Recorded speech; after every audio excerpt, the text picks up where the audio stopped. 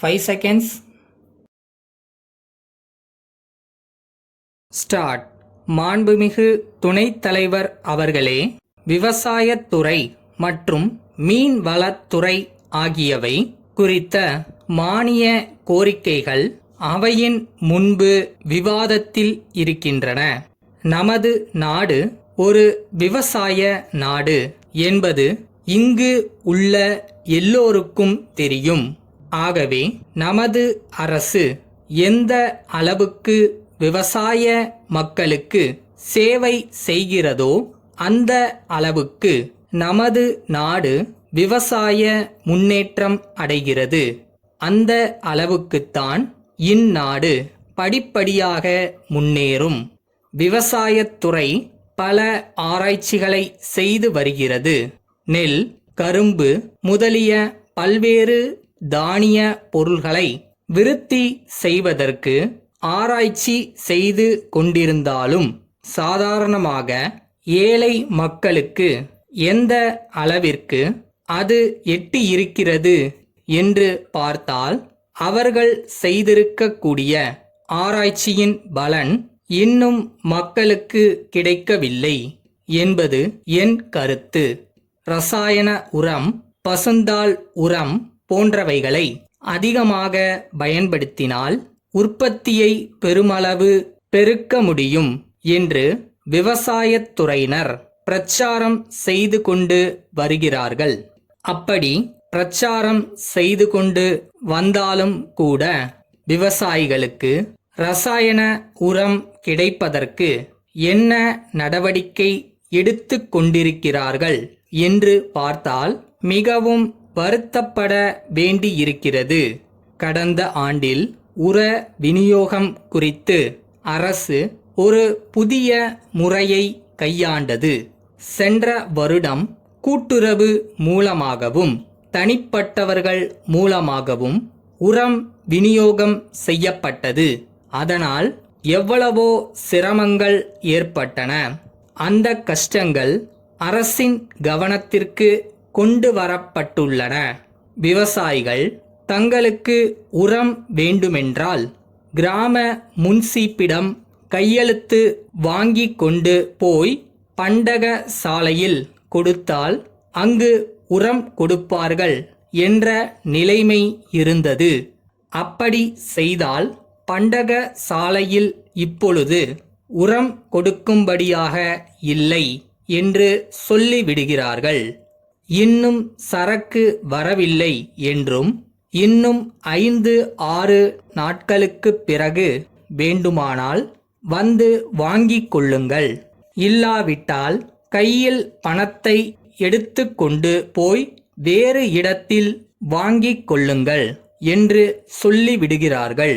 5 மூட்டைகள் வேண்டுமென்றால் 3 மூட்டைகள்தான் கொடுக்கிறார்கள். பாக்கி மூட்டைகளை கள்ளச்சந்தையில் வாங்க வேண்டி இருக்கிறது. 2 வருடங்களுக்கு முன்பு அரசினர் மானியம் கொடுத்து விவசாயிகளுக்கு எளிய முறையில் கொடுத்து வந்தார்கள். இப்பொழுது அதை நிறுத்திவிட்டார்கள். உரத்தை அதிகமாக பயன்படுத்தி உற்பத்தியை பெருக்க வேண்டுமென்று பிரச்சாரம் செய்து கொண்டிருப்பதால் பயன் இல்லை. விவசாயிகளுக்கு போதிய உரம் கொடுக்கப்பட வேண்டும். காலம் தவறி உரம் கொடுப்பதால் விவசாயிகளுக்கு நன்மை ஏற்படாது.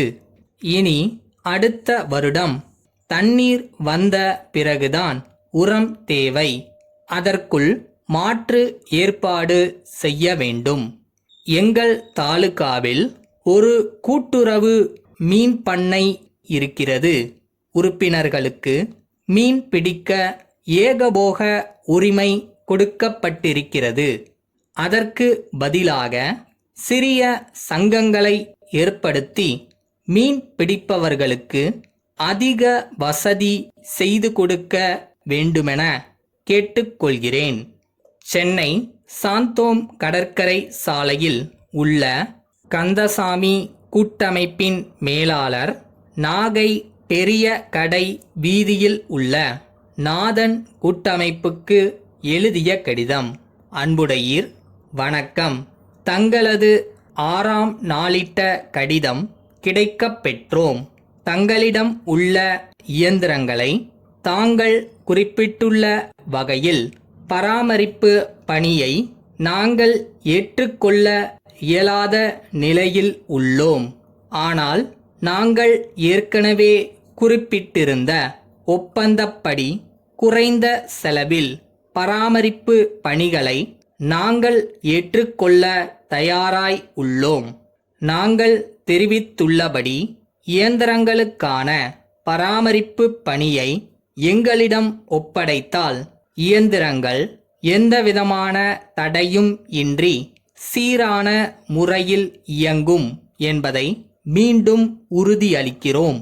தாங்கள் கேட்டுக்கொண்ட புதிய இயந்திரங்கள் தயாரிக்கும் பணி முடிவடையும் தருவாயில் உள்ளது.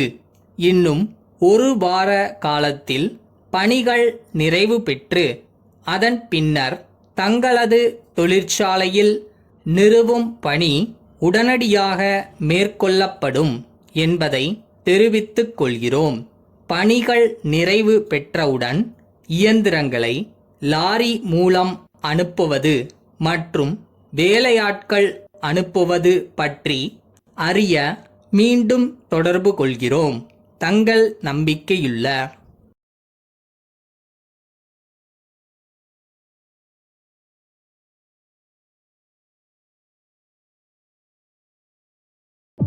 ஒரு பொருள் காணா போச்சுன்னு தேடுறீங்கன்னா கிடைச்சிரும் நினைச்சு தேடினீங்கன்னா கிடைச்சிரும். அது அங்கதான் இருக்கு. நம்பிக்கை நமக்கு தான் வேணும்.